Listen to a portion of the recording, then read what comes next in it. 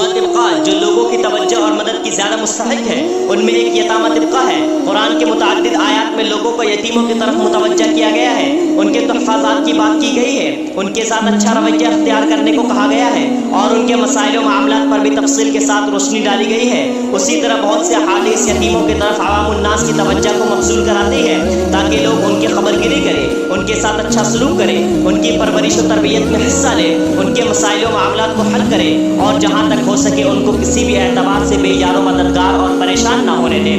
اسلام میں یتیموں کی طرف اس قدر توجہ اس لیے دی گئی ہے کہ وہ انسانی سماج کے دوسرے کمزور افراد و طبقات کے مقابلے میں کئی اعتبار سے زیادہ توجہ کے مستحق ہوتے ہیں۔ یتیم وہ بچے کہلاتے ہیں جن کے والدین یا والدین میں سے کوئی ایک اس دنیا سے گزر جاتا ہے۔ والدین کے انتقال کے بعد بچوں کے سر سے وہ سایہ اٹھ جاتا ہے جو ان کے قدم پر خوشگوار پرسکون چھاؤ دیتا تھا، اور اس سایہ کے اٹھ جانے کے بعد بچے اس سہارے سے محروم ہو جاتے ہیں جس کی تلافی آسانی نہیں ہوتی اور نہ اس کا کوئی نام البدل ہوتا ہے۔ چھوٹے بچے اپنے والدین کے زیادہ نزدیک ہوتے ہیں بلکہ ان پر منحصر ہوتے ہیں، ان کی زندگی کی ہر ضرورت ان سے وابستہ ہوتی ہے۔ والدین بڑی محبت اور پیار کے ساتھ ان کی ضرورتوں کو پورا کرتے ہیں۔ اگر بچے بھوکے ہوتے ہیں تو والدین کو اس بات کی فکر دامن گیر ہوتی ہے کہ وہ پیٹ بھر کر کھا لیں۔ جب وہ کھانے سے گریز کرتے ہیں تو ان سے کھانے کے لیے اصرار کرتے ہیں اور لاڈ پیار جتا کر انہیں کھانے کے لیے تیار کرتے ہیں۔ اس موقع پر اگر بچے کسی خاص قسم کے کھانے کی فرمائش کرتے ہیں تو وہ اس کو بھی پورا کرنے کی کوشش کرتے ہیں۔ وہ ہرگز نہیں چاہتے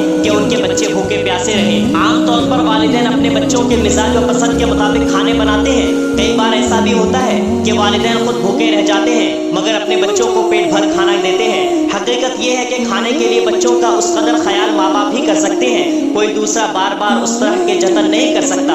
اگر کوئی دوسرا کھانے کے لیے دے سکتا ہے تو بچوں کو کھانا کھلانے کے لیے ہر دن اصرار نہیں کر سکتا۔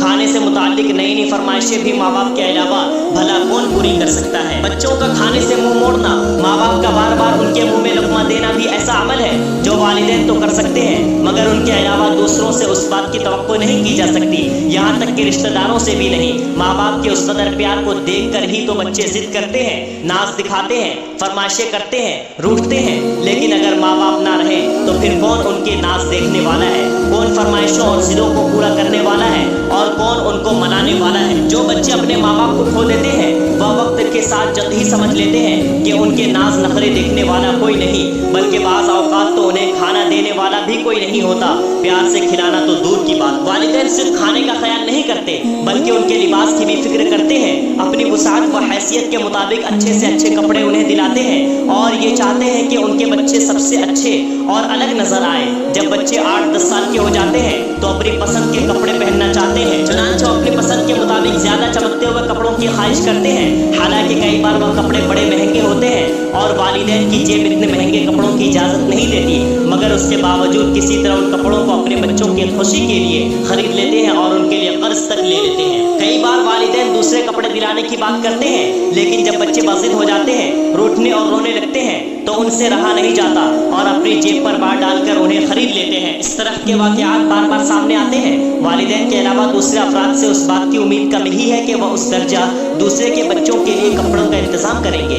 جن بچوں کے والدین نہیں ہوتے وہ اپنے لباس سے بڑے غریب نظر آتے ہیں، بعض تو بوسیدہ اور پھٹے پرانے کپڑوں پر اکتفا کرتے ہیں۔ ہمیں چاہیے کہ ہم ہمیشہ غریبوں اور یتیموں کی مدد کریں۔ السلام علیکم ورحمۃ اللہ۔